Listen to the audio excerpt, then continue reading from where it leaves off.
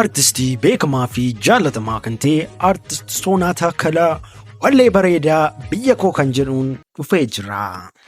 Ashamaan akkam jirtu dhaggeeffattootaa fi daawwattoonni chaanaalii keenyaa bakka gara chaanaalii keenyaatti nagaan dhuftan siniin jecha har'a immoo odeeffannoo haaraa fi hedduu akkasillee kan namatti tolu baay'ee kan nama gammachiisuu fi akkasumas illee daran kan nama hawwatu isinii qabannee dhufnee jirra jechuudha.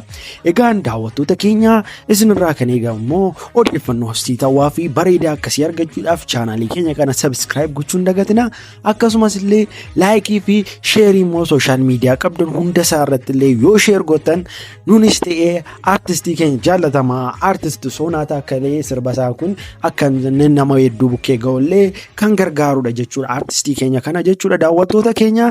Kanaafuu viidiyoo kana sheer gochuun dagatina sooshaal miidiyaa qabdan TikTok, Facebook akkasumas dabalatee illee Telegram irratti illee sheer gochuun dagatina isiniin jenna. Egaan daawwattoota keenya gara odeeffannoo har'a qabanneetti isin haa dabarsu.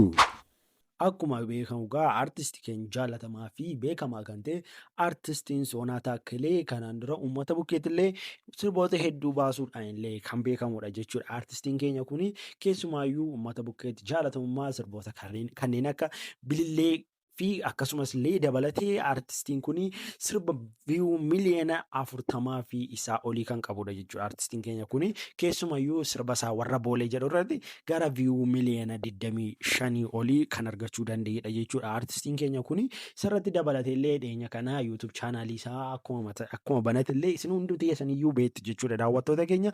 Achirratti immoo sirba haaraa Afrikaa kan jedhuun uummata bukkeetti ji'a tokko gidduutti viyuu miliyoona 3 fi isaa olillee argachuu danda'eera jechuudha. Artistiin keenya kun akkuma beekamu artistiin keenya kun immoo ammas dhufeera siniin jechaa jira jechuudha daawwattoota keenya. Artistiin keenya kun amma immoo sirba haaraa biyya koo kan jedhuun uummata isaa bukkeetti deebi'aa jira jechuudha. Keessumaayyuu dhiyeenya kanatti artistiin keenya kun waadaa kan galee ture yommuu ta'u albama dheeraa fi sirboota qeenxee 15 of keessaa qabullee akka hojjechaa jirullee gara feesbuukii isaadhaan illee dubbatee ture jechuudha daawwattoota keenya. Egaan artistii keenya jaalatamaa kana akkamitti simatu siniin jecha warroonni artistiin keenya kun akka inni dafee dhufu barbaadan koomentii jalatti lakkoofsa tokko barreessan siniin jedha. Akkuma beekamu artistii keenya kana warroonni jaallattan immoo baay'ee dinqisiifattan immoo jaalala keessan agarsiisaa koomentii jalatti siniin jedha daawwattoota keenya. Egaan gama odeeffannoo ijoo keenya irraatti gaafa deebinu artistiin keenya jaalatamaa fi beekamaan kun kanaan dura uummata bukkeetti jaalatamummaa fi beekamtii guddaa kan qabudha jechuudha. Artistiin keenya kun keessumaayyuu uummata bukkeetti illee sagalee ta'uudhaanis akkasumas illee uummata bukkee cina dhaabbachuun fi jecha uummata garaa uummataa keessaa jecha baasee kan afaaniin dubbateedha jechuudha. Artistiin keenya kun keessumaayyuu sirboota isaa garaagaraa keessatti illee hundiin keessaniyyuu beektu jechuudha. Akkasumas baay'ee kan namatti toluu fi yeedaloon isaallee akkaataatti sirbichi barraa'e illee walaloon isaallee hedduullee kan nama hawwatudha jechuudha daawwattoota keenya.